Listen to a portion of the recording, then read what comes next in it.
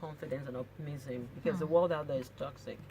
So you alone can do it. When you go out there, then they can now face those difficulties, because there are obstacles and difficulties. They can face it knowing that I can't have been taken out of their dictionary, and then they are able to maximize their potentials because they have great talents. Without you doing that, they can't achieve those talents that they have, those potentials that ideally they should have maximized. Wow. So what does it mean to have a positive-minded child? Having a positive-minded child, first of all, starts with the parents, right? You need to impact on your child on a consistent basis, right? Because if your child is not positive-minded, then the child cannot achieve that potential he or she is faced to achieve. You will attest to the fact that at every point in time when you step out of your house, between what you want to do and final destination, there's a lot of obstacles. So you need to constantly build that child. What is the child feeding on? Feed the child with the right words. As a parent, what you need to affirm, give words of affirmation. You can do this. For me, I've always applied the Philippians 4:13, which says, I can do all things through Christ who strengthens me. So when my child comes out to say, oh, sorry, I can't do that, I say, what does Philippians 4:13 say? And that's it. I have that spelled out in your room. Philippians 4:13, Philippians 4:8. So it's not so much as telling. I really don't like telling my child. We need to allow children think, explore, innovate. That is the stage they are at. So you need to feed them with the right words, sanitize the environment, and ensure that you've created the right environment for your child to allow them explore. And then what do you see? Your child is working on something. Your child probably will not be working at the pace you expect your child to work at. So will you say blockhead? You need to take out those sort of words from your dictionary. Serious. So if you have a child that is working at a pace that is slower than other kids, the right thing to do is to tell yourself, I need to dedicate more time. So if it takes 1 hour for child A to do this, it means this needs 2 hours. Like the story you told me, can you tell them again, the listeners at home? Okay, so I was watching a movie, and I heard someone talking about the older guy was telling the young girl, oh, I'm quite impressed that you can read. When you didn't have to read, and how dad taught her. And then he said, oh, I had a son, right? I had a son, and the son, I had a teacher for the son, and the son there was no traction. He didn't want to read, didn't like to read. And even the teacher as well kept saying the boy didn't want to read. I'm sure maybe the teacher at some point would have been saying this blockhead, right? When you keep thinking in your head, I'm teaching a blockhead, how will the blockhead know how to read? And what the dad said was that he said, you know what? I decided to teach my son myself. I spend 4 hours with my son every day, and today my son can read. It goes back to intentional parenting. We cannot overemphasize intentional parenting. It doesn't lie with your teachers, it doesn't lie with the school, it doesn't lie with your nannies, it doesn't lie with your cousins or your uncles or your brothers. It lies with the mom and the dad. And it has to be a lifestyle. It has to be a life. That's the only way you can inculcate in the kids as well. Talk about the affirmation. Okay, yeah, so in terms of affirmation as well, I cannot overemphasize that word. You need to use the right words on your kids. Before your child is born, I'm not now saying that if your child is already born, you cannot use affirmation, but the best time to start before the child is born. When the child is born, wherever stage you're at with your children, speak the right words. I can do it. Take out I can from the dictionary. There's this book I came across, I Am, by I think Prina Africa. I bought for my kids as well. I've always been doing that. You can check them out on Instagram and get it for your kids. You're not saying what they are not. They can do it.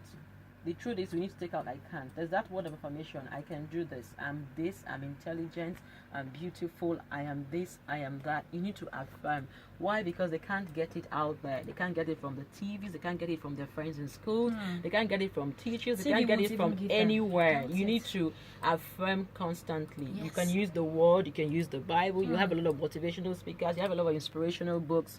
But I think for children, you can work with the I am. You know, it's quite positive. It gives our kids a positive influence.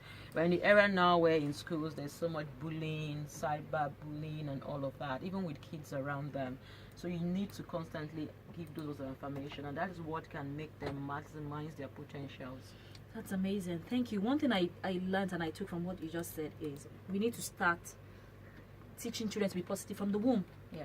Yes. Imagine a parent that cursed herself or cursed the child because I didn't want this baby.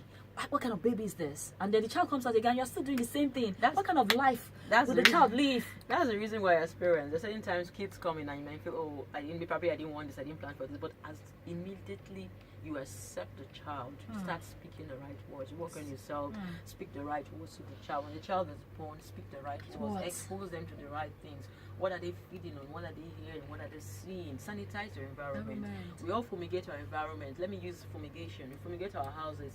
Depending on where you live, you fumigate quarterly, you fumigate twice in a year, right? But when it comes to grooming your children, when it comes to reading, when it comes to inspiring, motivating, and affirmation, you need to sanitize your home, sanitize the friends, sanitize the people around your home, sanitize your environment. I can't overemphasize that, but some of us probably will have different reasons why we do certain things we do, but to a large extent, who is the father of the child, who is the mother of the child, you will be held responsible eventually. Not the cousin, uncle, auntie, friends. That's you. true. The responsibility lies with you. Especially when you're afraid that a relation is in your house. I can't do this. But at the end of the day, who will be held responsible for that child? It's you. It's not the parent. It's not the relation. It's not the uncle. It's not the auntie. It's you, the parent, that refused to take action. Yeah. If it means tuning off the TV, it means, I'm not saying you don't watch. Like someone said, I think after Tamara was on the BBC, actually the BBC documentary for her, and I got a lot of questions and questions from a lot of people on Instagram. I don't even know. Sometimes, do they watch TV? Do they watch? I said they watch TV, they watch Netflix, they watch everything. It's all about how you monitor, how you regulate, right, and all of that. Yes, exposing them to the right things. What do they hear? What do they read? What do they do? Where are they with? And all of that. So it really matters. And then that's to do with the quantum of time as well they spend. Yeah. I tell them for you to watch during Netflix, watching Netflix, not during what you call it, doesn't have to do during school. So during the holiday, as you pay, they watch TVs, they go to the cinema, they watch they watch books. I mean, they read books as well. They go to the library. So it has to be intentional. We do everything. She said she reads 2 I books remember, a week. yeah. So during school, yeah. So during when she has her school sessions are on. So I tell them books, read your homeworks, your assignments, your tests is paramount. Then if you have a spare time, read the book. Okay. I remember sometimes someone said, oh, they don't have time. I told you they don't have time. Sometimes kids happen to watch something else. You can ride your bicycle, you can read a book. Yeah, that's it. So it has to do intentional, making out time for everything. That's amazing. With all you've said, this is just a fact. Someone said that optimism is 40% hereditary, and then the rest is combination of what life throws at you and the messages that children absorb from mom and dad. So it doesn't mean if you're optimistic, your child will be optimistic. And then 60% of it is from mom and dad and circumstances around them. So the truth is, moms and dads have to be on their toes. Certainly. Serious work has to be done there. So what's kind of advice or your final words to parents out there? Okay, I think to everyone, be you a working mom, 8 to 5 mom, be you a business, whatever it is you're doing, moms are always busy, dads are always busy as well. We're in the era where moms and dads are working right now, not like our parents' era. So it's not an excuse to say I'm busy. For me, I think one thing that comes to mind, I ask myself, why am I working? Why am I doing this? When you realize that you have kids to groom as kids for our future generation, right? Then you now sit back and then you set your priorities right. So it's back to, regardless of how busy we are, regardless of how whatever excuse you may have, set your priorities right. Make sure that grooming of your kids is a priority for you. Make out time for it. And like I mentioned, it has to be intentional. It's a lifestyle. I remember when I did my daughter's 9th birthday. Took out 25 of our friends on her 9th birthday. Wow. I added 1 hour of library time to it. 1 hour library time. Yes. So there's the one. That's apparently the venue. Apparently she registered in a physical library as well in somewhere in Lekki. But they also had a small library in the venue where we had the mini party for the friends. Okay. So after the friends had swing, slides, skating, and all of that, I made sure I paid for all the extra kids because they are not registered in the library. I had about 15 kids left, so I paid for them, and we had library time. They all read books. Why did I do that? I did that not because they must read that day, but because I'm trying to make them understand that reading is a lifestyle. Wow, the same way you want to go to watch movies at the cinema. Yeah. The same way we go to get ice cream, you order pizza. I also make reading a lifestyle. So that is what I've been doing all along, and so it's all about intentional parenting. Did you do something on a 10th birthday? Priorities. Did you do something? On a 10th birthday, Our 10th birthday, we didn't have a reading time, but the 9th birthday, I made sure we had a reading time. And when they have friends over as well, I also make sure we have reading times as well. Thank you so much, Mrs. Ebitonmo, for coming on the Midland Radio Fun Time. We had an amazing time with your family.